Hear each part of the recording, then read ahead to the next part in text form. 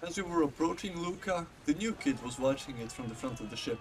An impressive sight to be sure. I've seen it at least a dozen times, but still it brings up this feeling of amazement. Even more so with Sind around, yeah? Luca is the only other big city in Spira. Bevel is the other one, of course. Some debate if Luca should be the capital instead of Bevel, since it has the stadium and lots of people already here, trade is booming and everything. Others say it should stay in Bevel, as it is the religious center of Spira with an important temple for summoners and the like. But I'm getting off topic here. As we docked, the announcers could be heard. I hate them. Bringing the name of our team down, I mean, they aren't wrong, but why he gotta diss us like that? That's right. In 23 years, they've never made it past the first round. Best of luck to them and a safe journey back to Besaid. Of course, they had to praise the Luca goers out the ass. Sure, they won the last two grand finals, but still, it's getting annoying. The entire dock was cheering for them. An all-round first-class team, and they're back home in Luca. The new guy couldn't stand to see us be disrespected like that, and this guy is crazy. He grabbed a megaphone from nearby and got on the crates, screaming at the goers how we're gonna take the cup this year. Cause this year, us Aurochs are taking the cup. After that embarrassment, they announced that Maester Micah has arrived, the Maester of Yevon. It's his 50th anniversary as the leader of Yevon. Praise be to him. With Micah came an unexpected guest, Maester Seymour. He's dressed kinda funny though, yeah? All open shirt with beads down his chest, and his hair seems to defy all logic. I'm not sure if it's just me or some kind of guado thing I don't know or understand about. Either way, he's a maester then, it can't be bad, yeah?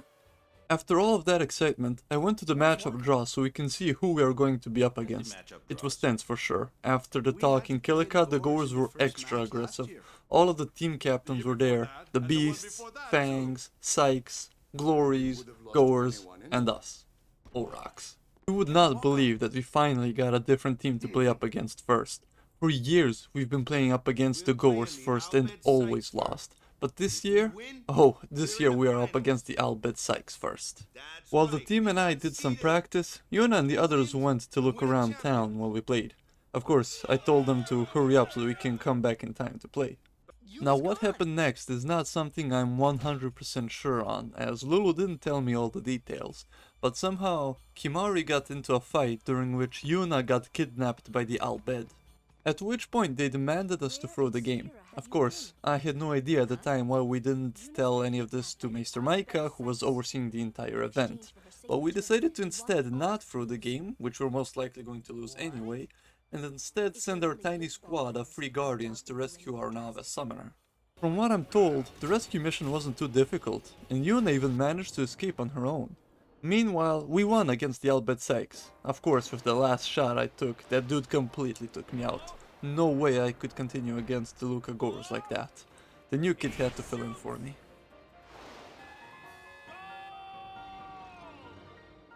Unbelievable! The Aurochs win the match 3-2. In the locker room, everyone gathered around. I had to make the announcement then and there.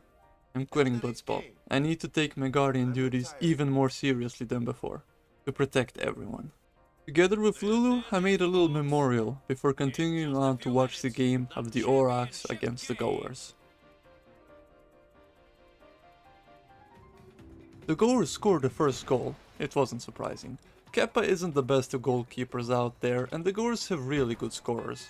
Thankfully, the Blitzball WizKid managed to prove himself in the second half by evening out the score with a massive assist from Jasu and that amazing pass.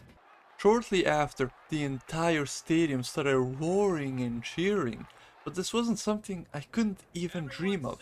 They were all cheering for me. My substitute came down from the sphere to tell me about what just happened and to sub back out. Of course, I couldn't say no to this. Heck, who in Yevon's name could refuse this? I came back up into the sphere and ready to play. Unfortunately, the Luca goers won the blitz off, and Graf passed it to Abus, who had a free shot on goal, and scored yet another one for their team. With only a minute and a half of playtime, This was devastating. Thankfully, Letty didn't hesitate at the blitz-off and quickly made an opening and passed the ball over to me.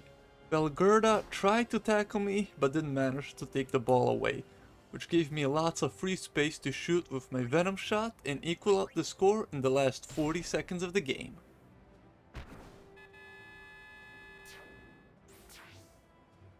With only 40 seconds left, no one had any time to do anything, so we went into overtime. Overtime is played into golden goal. Who scores first, wins. That being said, Letty won the blitz-off and got the attention of 3 of their goers players. Once they almost reached him, he passed it over to me. Again, Valgerda tried to tackle the ball away from me, but didn't manage to do so, which left me with an opening to shoot on goal with my Venom shot, which thankfully went into the back of the net.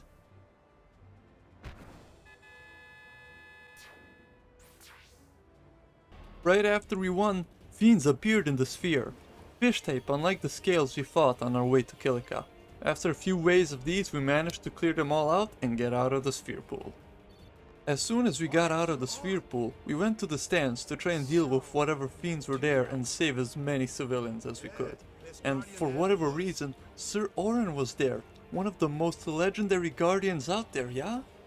Together with him, we dealt with fiends until Maester Seymour summoned a massive Aeon, one that looked like it was in pain. One after the other, the fiends were being dealt with by Seymour's summon. It was amazing, but also horrifying at the same time.